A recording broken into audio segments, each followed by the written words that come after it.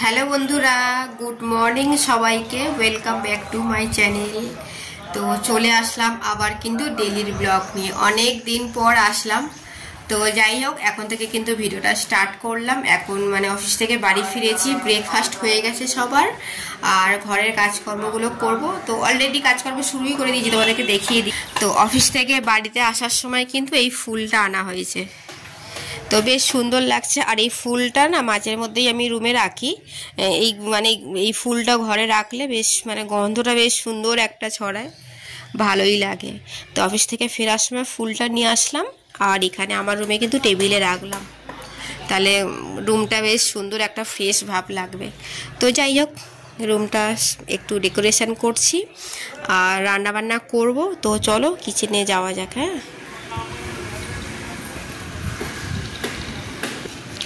আর এই বোতলগুলো আছে, এই যে রাতে নিয়ে এসেছিলাম এই রুমে। আমরা তো এই রুমে জল খাই, তো দুটো একটা বোতল এখানে থাকে। তো বোতলগুলো সাইড করে রাখলাম, টেবিলটা পরিষ্কার করলাম, আর ফুলগুলো গুছিয়ে রাখলাম। এখন চিকেন রান্না করব। এই যে মশলা করে এর মধ্যে দিয়ে দিয়েছি, সমস্ত মশলা এর মধ্যে দিয়ে ভালো করে ম্যাগনেট করে রেখে দেবো। তারপরে আলু কষে আলু তেলের মধ্যে ফ্রাই করে তারপরে কিন্তু চিকেনটা কষবো। আর এই যে আলু কেটে রেডি করে নিয়েছি, কিন্তু টমেটোটা এখনও কাটা হয়নি। তো যাই হোক, এখানে সমস্ত মশলা দিয়ে এটা ম্যাগনেট করে নিয়ে করে 5-7 মিনিট মতো রেখে দেবো।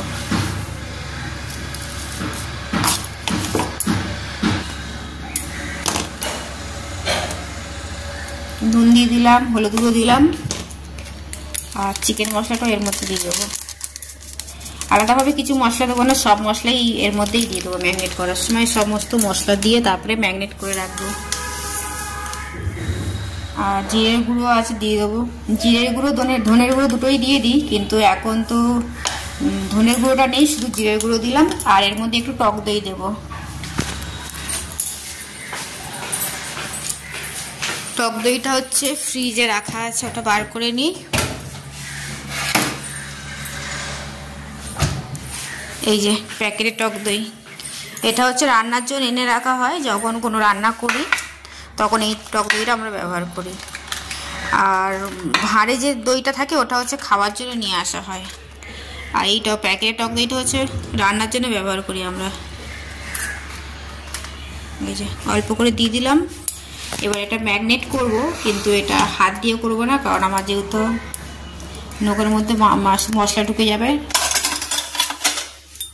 ওই জন্য এই হাতাটা দিয়ে ভালো করে ম্যাগনেট করে নেব।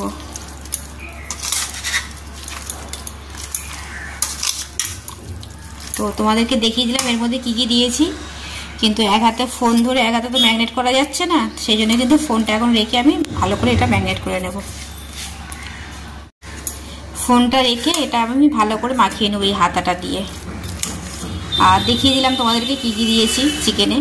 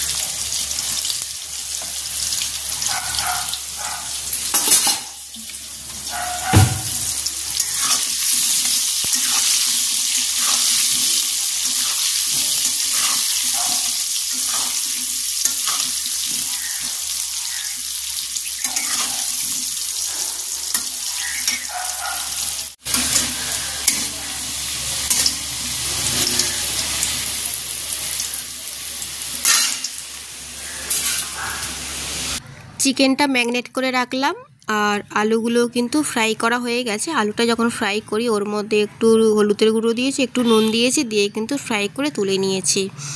আর কড়াতে এবার তেল দিলাম, তেলের মধ্যে একটু শুকনো লঙ্কা দিলাম আর টমেটো দিলাম। পেঁয়াজ দিলাম না, পেঁয়াজ দেবো না তরকারিতে এমন কিন্তু না। আজকের হচ্ছে চিকেন তো বানাচ্ছি, বাট ঘরে হচ্ছে ওই আদাটা ছিল, আদাটা নেই, কিন্তু অতটা খেয়াল ছিল না যে আজকের আদা নেই। তো যাই হোক, অনেক মানে চাতলার উপরে থাকি আমরা, তো চট করে তো আর দোকানে গিয়ে তো আর আনা যাবে না, তো ওইটা ছাড়াই বানাবো। আর সেই জন্যে কিন্তু শুধু আমি রসুন যে মিক্সারে পেস্ট করব সেটা করিনি, ওর মধ্যেই কিন্তু রসুন আর পেঁয়াজ একসাথে কিন্তু পেস্ট করে নিয়েছিলাম। যেহেতু আদাটা নেই, একদম একটু মাখা মাখা তো করতেই হবে, একদম পাতলা তো ঝোল আর করবো না চিকেন, তো ওই জন্যে কিন্তু পেঁয়াজটা আমি মানে কেটেই সবসময় তেলের মধ্যে দিই, বাট আজকে কিন্তু বেটে দিলাম যাতে একটু কষা মতো যাতে হয়। তো যাই হোক, আদা ছাড়া মাংস করছি আর মাংসটা কিন্তু দারুণ লেগেছে খেতে, দুর্দান্ত একদম লেগেছে খেতে। মানে যে বুঝতেই পারিনি যে আজকে চিকেন বানিয়েছি, অথচ চিকেনে আদা ছিল না, শুধু পেঁয়াজ আর রসুন দিয়ে বানিয়েছি। তো ওই জন্য কিন্তু পেঁয়াজটা তো যেহেতু মশলার মধ্যে একসাথে পেস্ট করে এর মধ্যে দিয়ে দিয়েছিলাম, ওই জন্য তেলের মধ্যে কিন্তু আর দিলাম না। তেলের মধ্যে ওই শুকনো লঙ্কা দিয়েছিলাম, একটা তেজপাতা দিয়েছিলাম আর টমেটো একটু ফ্রাই করে তারপরে কিন্তু চিকেনটা আমি এর মধ্যে দিয়ে দিলাম। আর আমরা তো থার্ড ফ্লোরে থাকি, ওই জন্য চট করে কিন্তু এতগুলো সিঁড়ি ভেঙে কিন্তু দোকানে যাওয়া সম্ভব নয়। দোকানে কেন, মানে খুব দরকার না থাকলে কিন্তু বেরোনো খুব একটা যায় না। তো যাই হোক, যেটা আছে সেটা দিয়েই বানাবো। হাজব্যান্ড তো নেই যে আবার বলবো আনতে, পারে কখন আনবে কখন রান্না করব তা তো হবে না, এখন তো আমাকে রান্নাই করতে হবে, তাই না? দুপুরে তো টাইম মতো খাবারটা রেডি করতে হবে সবার জন্যে। তো যাই হোক, মাংসটা ভালো করে কষে নিলাম আর আলুটাও দিয়ে দিয়েছি একসাথে, কষা হয়ে যাবে। আর আমার ছেলে হচ্ছে একদমই ঝোল খায় না, ওর জন্য একটু তেল মানে বানাতে হয়, তো তেল আর কষা থেকে একটু তুলে রাখবো, বাকি হালকা একটু জল দেবো আমাদের জন্যে। তো যাই হোক, এই লঙ্কাগুলো রেখে দিয়েছি, তবে এতগুলো লঙ্কা দেবো না আমি, লঙ্কাটা মানে বোটাগুলো ছাড়িয়ে ধুয়ে আর বাটি করে পেস্ট করে আমি রেখে দেবো, বাটি করে ঢাকা দিয়ে ফ্রিজে। যখন আমি রান্না করব তখন ওই 1 চামচ 2 চামচ যতটা লাগে পরিমাণে তখন আমি দেব। লঙ্কাটা আমি কিন্তু এইভাবে পেস্ট করে রেখে দিই। তো যাই হোক, চিকেনটা আমার বানানো হয়ে গেছে আর দেখো বেশ সুন্দর লাগছে, কিন্তু কালারটা একদম ঝোল রাখিনি, পুরো শুকনো শুকনো রেখেছি, কারণ ঝোল রাখলে না একদম ভালো লাগে না, আমি তো মাংস বানালে ঝোল রাখি না। আর বাটি করে যেটা তোলা আছে দেখছো, এটা হচ্ছে শুধু আমার ছেলের জন্য, একদম মানে তেল যা ছিল ওটাই রেখেছি, একটু তেল খেতে ভালোবাসে। আর একটা ছোট ওই সবজির তরকারি করেছি, যে ছোটো বাটিতে যেটা দেখলে, এই সবজির একটা তরকারি করেছি আর চিকেন করলাম আর ভাত করেছি। তো আজকের মেনু কিন্তু এতটাই। তো ভাতটা এই যে লাস্টে বসিয়েছি, ভাতটা ফুটছে সবে। আর এখন কিন্তু ইভিনিংয়ে চলে আসলাম, এখন টিফিন বানাবো। আর এখন গরমের সিজন, টিফিন বলতে এই যে ম্যাঙ্গো শেক, এই যে এখন আমের সিজন, তো সবসময় কিন্তু প্রতিদিনই আমি এই ম্যাঙ্গো শেক বানাচ্ছি, ছেলে খায়, আমি খাই একটু, আমি খুব একটা খাই না, ছেলের জন্যই বেসিক্যালি বানানো হয়।